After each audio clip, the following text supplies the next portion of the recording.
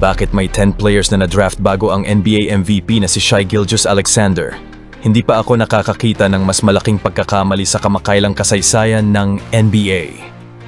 Bago tayo magpatuloy, kung bago kayo sa channel, huwag kalimutang mag-like at subscribe para sa mga bagong videos. Magpatuloy na tayo. May 10 manlalaro na nauna bago ang 2025 MVP na si Shai Gilgeous-Alexander sa 2018 NBA Draft. Ang tanong, bakit? Alamin natin ang scouting report ni Shai sa dulo ng video. Pero magsimula tayo sa Phoenix Suns na may unang pick. Ang scouting report kay DeAndre Ayton ay nakatuon sa kanyang tila unicorn na kakayahang umiscore, isang ceiling na hindi kailanman lubos na naabot sa NBA. Bilang prospect, nakita si Ayton ng mga scouts bilang isang athletic freak na may pambihirang potensyal. Iniulat na siya ay may taas na 7'1" at may wingspan na 7'5". Isang video pa nga ang nag-viral na nagsasabing mayroon siyang 43.5-inch vertical leap. Ayon sa kanyang coach sa Arizona na si Sean Miller, pisikal, para siyang Superman, pero mahusay din siyang maglaro. Isa siyang magiging dakilang manlalaro na maaalala bilang isa sa pinakamagaling. Sa high school pa lang, sinabi ng kanyang coach na siya'y masipag sa ensayo at kaya raw niyang mag-shoot ng 500 3-pointers araw-araw. Madalas pa nga raw siyang paalisin sa gym dahil sa sobrang pagsusumikap. Sa kolehiyo, si Ayton ay umuubos ng isang 3-pointer bawat laro at ginawa ang 34.3% ng mga ito.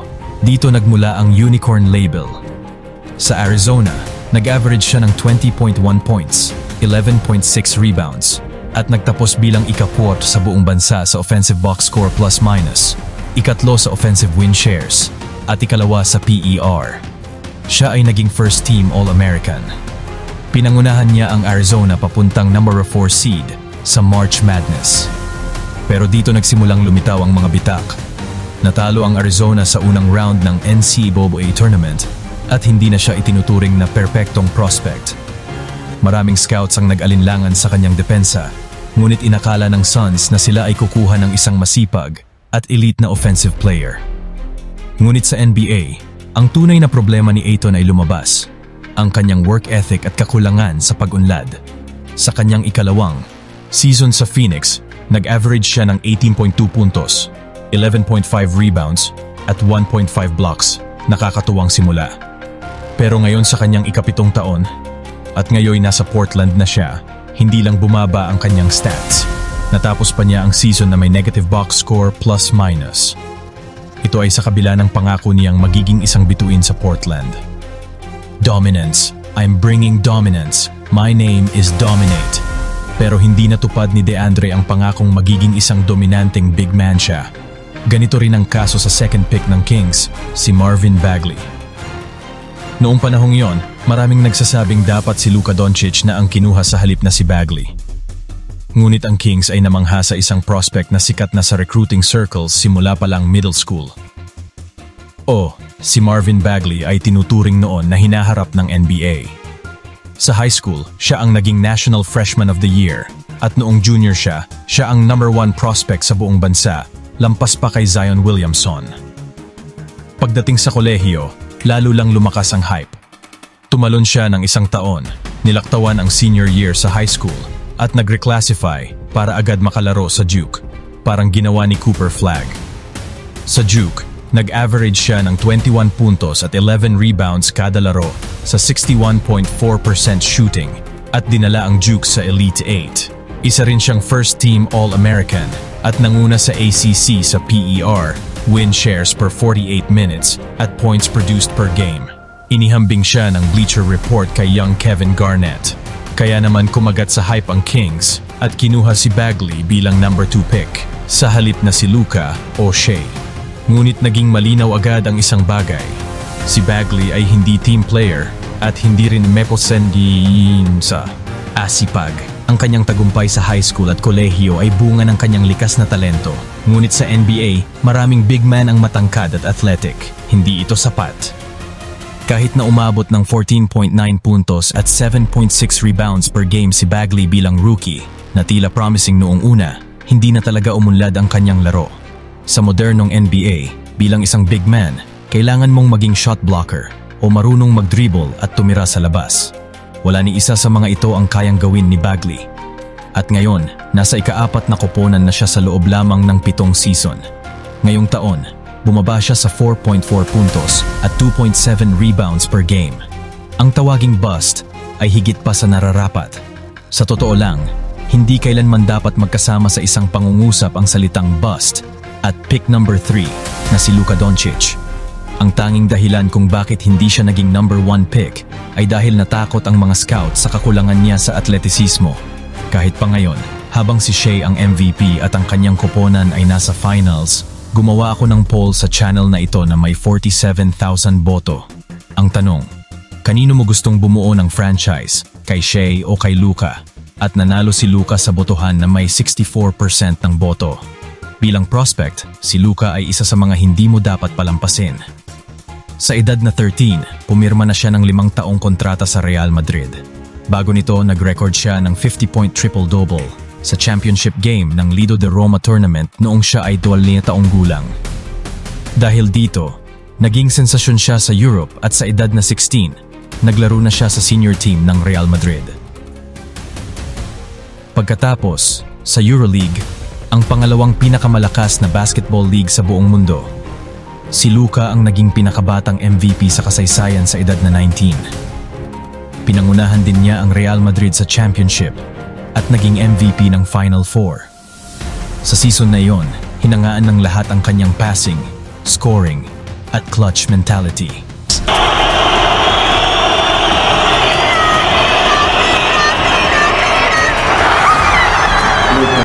Itinuturing siya ng marami bilang generational talent. Kung sa NCAA siya naglaro, malamang naging number 1 overall pick siya. Pero sa halip, bumagsak siya sa picks. Ka-number 3 at ipinagpalit pa ng team na pumili sa kanya. Ipinagpalit siya ng Hawks para sa pick number 5. At pinatunayan ni Luka na maling-mali ang sinumang nagduda sa batang na mayagpag sa Europe. Sa kanyang ikalawang season pa lang, naging first-team All-NBA na siya matapos mag-average ng 28.8 puntos, 9.4 rebounds, at 8.8 assists per game. Dinala niya ang Dallas Mavericks sa NBA Finals noong nakaraang season. Ngayon, bilang miyembro ng Lakers, tila wala talagang limitasyon ang maaaring marating ni Luka. At kung potensyal lang din ang pag-uusapan, iyan ang tinaya ng Memphis Grizzlies nang kunin nila si Jaren Jackson Jr. sa pick number 4. Bagamat hindi pa siya MVP tulad ni Shai, naging 2-time All-Star at Defensive Player of the Year noong 2023 si Jaren. Isang solidong pick sa ika-4 na pwesto. Bilang prospect, napakabihira ni Jaren. Isa siya sa pinakabata pero may napakalaking potensyal at tinuring din siyang safe pick. Paano naging posible iyon? Sa kolehiyo, para sa Michigan State team na may 30 panalo, nag-average lang siya ng 21.8 minuto kada laro pero nakakakuha ng 3 blocks bawat laro. Gustong-gusto ng mga scout ang per 40-minute stats niya. 20 puntos, 10.6 rebounds, at 5.5 blocks. Gustong-gusto rin nila ang kanyang 7'4.5" wingspan at ang halos 40% shooting niya mula sa 3-point line sa 2.7 attempts kada laro. Ito ang dahilan kung bakit nakita nila ang all-star potential sa kanya. Tinuring din siyang safe pick dahil kahit limitado ang kanyang minuto, nakuha niya ang parehong Big Ten Rookie of the Year at Big Ten Defensive Player of the Year. Siya rin ang nanguna sa buong NCAA sa defensive box score, plus-minus. Bago pa man ito, isa na siyang high school superstar, classic top 10 recruit at McDonald's All-American. Kasama rin niya sa high school team ang magiging NBA champion na si Jordan Poole at naging roommates pa sila. Ang kanila, ng high school super team ay nagwagi ng Dick's Sporting Goods High School Nationals laban sa Monteverde team na kinabibilangan nina RJ Barrett at Andrew Nembhard. Hindi tulad ni Marvin Bagley, si Jaren Jackson Jr. ay isang can't-miss prospect na talagang hindi pumalpak. Gaya ng nabanggit sa kaso ni Luka, sa pick number 5 ay nagkaroon ng trade sa pagitan ng Atlanta Hawks at Dallas Mavericks kung saan nakuha ng Hawks si Trae Young. At kahit hindi kasing galing ni Luka o Shai si Trae, 4 na beses na siyang naging All-Star at pinangunahan pa ang kanyang koponan sa Eastern Conference Finals. Isa itong napakahusay na resulta para sa pick number 305 at madaling maunawaan kung bakit grabe ang hype kay Trae noong college. Umabot pa nga sa punto na ikinukumpara siya kay Steph Curry. Sa season na iyon, nag-average si Trey ng 27.4 puntos at 8.7 assists kada laro. Kaya siya ang kauna-unahang manlalaro sa kasaysayan ng NCAA na nanguna sa buong bansa sa parehong puntos at assists sa isang season. Isa talaga siyang one-man show noong 2018. Siya lang ang future NBA player sa Oklahoma, kaya gabi-gabi siyang hinaharap sa triple teams. Tinapos niya ang season bilang ika-18 sa PER sa buong bansa, ika-8 sa box score plus-minus, una sa offensive box score plus-minus, at nagtakda pa ng NCAA record para sa pinakamaraming points produced per game sa isang season. Ngunit kahit pa ganito kahusay ang kanyang mga numero at tunay na makasaysayan ang taon niya, hati pa rin ang mga scout tungkol sa kanya. Nag-aalala sila sa kanyang tangkad, depensa, at shot selection noong panahong iyon. Bagamat naihatid niya ang Oklahoma sa NCAA tournament, marami pa rin ang nagduda kung kaya niyang umangkop sa isang sistema. May mga nagsabi na baka siya ay maging mas mahinang version ni Steph Curry o baka maging katulad lang ni Jimmer Fredette. Pero hindi na kinailangang mag-alala sa mga ito dahil pinatunayan ni Trey na siya mismo ang sistema. Sa kanyang ikalawang season, nag-average siya ng 29.6 puntos at 9.3 assists. Ngayong season, nanguna siya sa buong NBA sa assists per game na may 11.6. Ang tanging malaking tanong kay Trey ngayon ay kung matrade ba siya habang binubuo ng Hawks ang kanilang batang core. Posible ngayon naman, isang manlalarong nagkamali ang mga scout, si Mo Bamba, pick number 6 ng Orlando Magic. Inakala nilang maaari siyang maging kandidato taon-taon para sa Defensive Player of the Year. Hindi lang Magic ang naniwala rito. Sa draft board ng The Ringer, nasa pang-5 pwesto si Mo. Isinulat ni Kevin O'Connor na may potential si Mo bilang perimeter threat na maaaring maging isang 3-point shooting na version ni Rudy Gobert. Sa Texas, tumira siya ng halos kalahating 3 kada laro, pero 27.5% lang ang shooting niya mula sa labas. Ang tunay na bentahan niya ay ang 3.7 blocks kada laro at ang halos hindi kapanipaniwalang 7'10 wingspan. Ayon sa Bleacher Report tungkol sa Magic, inaasahan siyang baguhin ang defensive identity ng franchise. At sa college, ginawa nga niya ito para sa Texas. Bukod sa 3.7 blocks, nag-average din siya ng 12.9 puntos at 10.5 rebounds. May mga scout na all-in sa kanya. Ayon sa scouting report ng The Ringer, si Mo ay mobile, may potential na dumepensa sa 5 posisyon kung mahasa ang fundamentals, ambidextrous finisher, kayang humuli ng mahihirap na pasa, at solid passer na may kakayahang magbasa ng laro. Sa kasamaang palad, halos wala sa mga ito ang napatunayan ni Mo Bamba. Hindi siya umabot sa inaasahan at mas kilala na ngayon ang kantang ipinangalan sa kanya kaysa sa kanya mismo.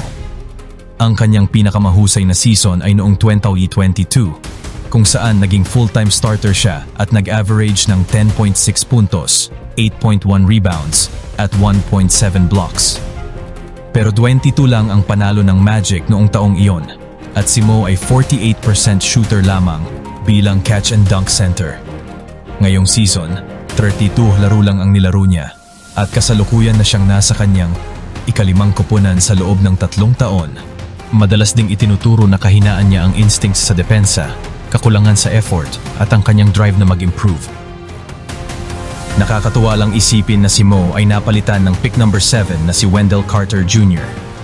Bagamat originally pick ng Chicago Bulls si Wendell, sa kanyang ikatlong season ay ipinagpalit siya sa Orlando Magic bilang bahagi ng trade para kay Nikola Vucevic. At kahit na medyo nakakadismaya ang 2025 season para kay Wendell, bumaba ang kanyang average sa career low na 9.1 points per game at bumagsak din ang kanyang efficiency sa halos lahat ng aspeto. Sa kabuuan, napatunayan ni Wendell na isa siyang maaasahan at average na starter sa NBA. Tamang-tama lang para sa pagkakapili sa kanya. Pero noong nasa kolehiyo pa siya, naniwala ang ilang scouts na baka nga underrated si Wendell. Habang naglalaro siya sa tabi ni Marvin Bagley, si Bagley ang pinag-uusapang bituin, samantalang si Wendell Carter Jr. ang tahimik na manggagawa sa ilalim ng ring. Hindi masyado pinapansin pero nagbibigay ng panalo. Kilala sa kanyang depensa at pagiging selfless, nagtala si Wendell ng 13.5 points, 9.1 rebounds at 2.1 blocks per game at napabilang sa second-team All-ACC. Maraming scouts noon ang humanga sa kanya at inihalintulad pa siya kay Al Horford, isang 5-time NBA All-Star. Pinuri ng mga scouts ang lambot ng kanyang mga kamay, ang instinct niya sa court at ang potential niya sa shooting dahil umabot siya sa 41.3% mula sa 3-point range. Bukod pa rito, bilib din sila sa talino ni Wendell sa loob at labas ng court. May 3.8 GPA siya sa high school at inialok pa ng Harvard. Kaya kahit hindi man siya naging susunod na Al Horford, naging solid na pick pa rin siya sa number 7. Marami ng mas malalalang picks na napili sa numerong iyon. Para naman sa pick number 8 ng Cavaliers na si Colin Sexton, naging magulo ang takbo ng kanyang NBA career. Sa usapang stats, nagpakitang gilas si Sexton.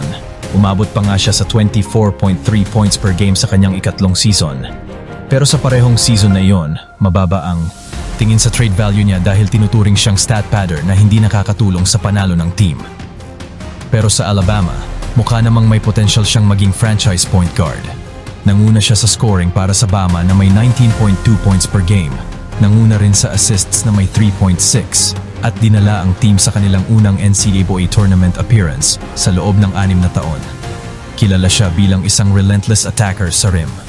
Muntik pa ngang makagawa ng kasaysayan si Sexton sa NCAA laban sa ika-14 na ranked Minnesota. Sa huling 10 minuto at 40 segundo ng laro, naiwan ang Alabama na may 3 manlalaro na lang dahil sa foul outs, injury, at pagka-eject ng buong bench. Isa si Sexton sa 3 natitirang manlalaro at habang 3-on-5 ang laban, mula sa pagkakalamang ng Minnesota na 67-54, napababa ito sa 3 points matapos ang layup ni Sexton sa natitirang 140. Natalo man ang Alabama, gumawa si Colin Sexton ng 40 points at muntik nang hilahin ang team sa isang himalang panalo. Mahal na mahal ng mga scouts ang motor niya, ang pagiging palaban niya, pero may pag-aalinlangan sila sa playmaking at defense niya. Sa NBA, halos tama ang mga scout. Efficient scorer si Sexton, averaging over 18 points per game sa nakaraang 2 season, na may halos 60% true shooting percentage. Pero, hindi siya nakapag-average ng higit sa 5 assists kada season. At bilang starting point guard ng Utah Jazz, ang team nila ay nagtala ng 37 panalo, 31 panalo, at ngayong 2025 ay 17 wins lang. Hindi man siya kasing galing ni Shai Gilgeous-Alexander, hindi rin naman siya maituturing na bust. Samantala, umaasa ang New York Knicks na makatsamba sila sa pick number 9 kay Kevin Knox. Ang 3 leading scorers ng Kentucky noong 2018 ay pawang freshmen, sina Kevin Knox, Shai Gilgeous-Alexander at PJ Washington. Ngayon ay alam na natin na sina Shai at PJ ang may mas matagumpay na NBA career kumpara kay Knox. Pero si Knox ang may pinakamataas na ranking bilang recruit noong papasok pa lang sila ng kolehiyo at bago mag-draft. Isa siya sa pinakabatang prospects sa kanyang draft class at itinuturing noon bilang isang player na may napakalaking potensyal. Napatunayan din ni Kevin Knox ang sarili niya sa kolehiyo. Matapos niyang mag-average ng 15.6 points at 5.4 rebounds kada laro, siya ang nanalong SEC Rookie of the Year. Tinalo pa si Shai Gilgeous-Alexander. At sa pre-draft workout niya kasama ang Knicks, ayon sa mga ulat maganda ang ipinakita niya. Halos na-dominate pa niya si Miles Bridges na mas matanda ng ilang taon kaysa sa kanya. Si Miles Bridges ay nag-average ng mahigit 20 points per game sa huling 3 NBA seasons na kanyang nilaro. Kaya't naiintindihan kung bakit sabik na sabik ang Knicks kay Kevin Knox. Pero iba ang naging reaksyon ng mga fans. Hindi nila gusto ang pick na ito. Binusukan nila si Knox sa NBA draft dahil ang gusto nila ay si Michael Porter Jr. At tama nga ang mga fans. Bagamat nag-average si Kevin ng 12.8 points per game sa kanyang rookie season, mababa lang ang shooting percentage niya na 37% para sa Knicks na may 17 panalo lang noon. Bukod pa dyan, may minus 1.3 win share si Knox noong taon na yon. Ayos lang sana kung nag-develop siya sa sumunod na mga taon, pero hindi ito nangyari. Sa kanyang ika-4 na taon, ipinagpalit siya ng New York Knicks sa Atlanta Hawks at sa panahong iyon, 3.6 points per game na lang ang average niya. Dumami ang tanong tungkol sa kanyang basketball IQ at disiplina sa laro. Samantala, iba ang kwento ni pick number 10 na si Mikal Bridges. Pinili siya ng Sixers pero agad na ipinagpalit sa Phoenix Suns. Noong high school, pang 82 lang siya sa rankings ng class of 2014. Si Mikal ay isa sa kakaunting NBA players na nag-redshirt sa kanyang freshman year sa Villanova. Pagkatapos ng redshirt year, hindi pa siya agad naging standout. 6.4 points per game lang ang average niya, pero nanalo naman ang Villanova ng championship noon. Sa kanyang junior year, muli na namang nag-champion ang Villanova.